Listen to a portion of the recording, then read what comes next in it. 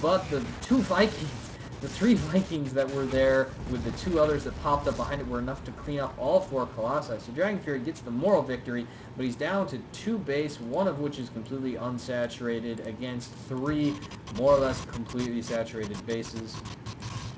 Yeah, I think he just scanned, and I think this is the right call. He's just got to move out with whatever he has and try to pressure before Cross can get another set of warpins in. The problem is those pylons just finished up, and 2 immortals are going to pop out, and I don't really see Dragon Fury being able to do much with one-hit wonders here. He needs to change that rally point on his medevacs too. They need to join this fight as soon as possible because they have just 20 life, 19 life. Yeah, this army. It was a great decision, but they just don't have enough life to push up that ramp.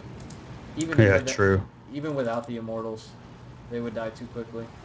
The Mm-hmm. Vikings look like they might be planning a little bit of a harass, and that'll be fun to see, especially if he lifts off and runs away with them afterwards, because he will need them later, most likely. Nope, never mind. Just immortals being produced. The So probes Cross are did full. pull his probes here. But fun fact, Stalkers actually lose to Vikings straight up. Yes, they do. And Dragon Fury, though, deciding that, you know what, I did enough there. All I could hope Boy, for, really. The yeah, observer for Kurosu saw that the army has returned all the way home. Sorry, go yeah. ahead, buddy. We see upgrades going up to Protoss ground level 1 and shield or Protoss armor level 2 and weapons level 2 are just started now. If I was Crosso, I'd really focus on chrono boosting those out, maybe putting down a few more gateways. Really getting ready for the remax because I mean he knows he's ahead on everything. So what he's got to look is to get more ahead. The extra gas being mined here at the third. The hidden third is a great decision by Dragon Fury.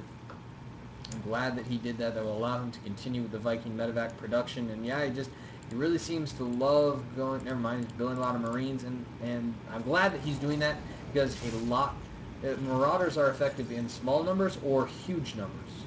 And he was really approaching that point where he just had just enough Marauders to die. He's also double expanding, finally taking advantage of all of those minerals that he has. He really could have laid down reactors on these 2 barracks that don't have tech labs because he can produce Marines at a ridiculous rate since he's got 3 mules going down everywhere.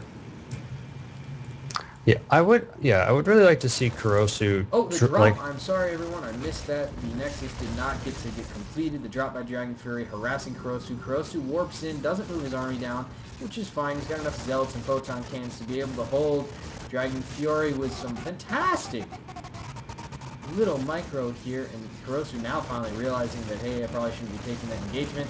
Ooh, 2 Marines move forward and pick off that last Zealot. That was cute. Yeah, that was a nice little micro by him. We see charge is about to complete and the 2-2 weapons. Once that happens, yeah, Kuros is doing the right thing. He's like, you guys can keep annoying that base. I'm just going to go kill you. Yeah, and these Vikings in the back. Oh, there they go. Now being involved finally. There is a warp in by a warp prism at the 3rd and 4th, so both of those will probably have to lift due to the Zealots, and the army is pressuring at the front for Dragon Fury. So, the Immortals, Stalkers, there's so many Immortals. My goodness, that Bio Ball would have been amazing against anything but that, really.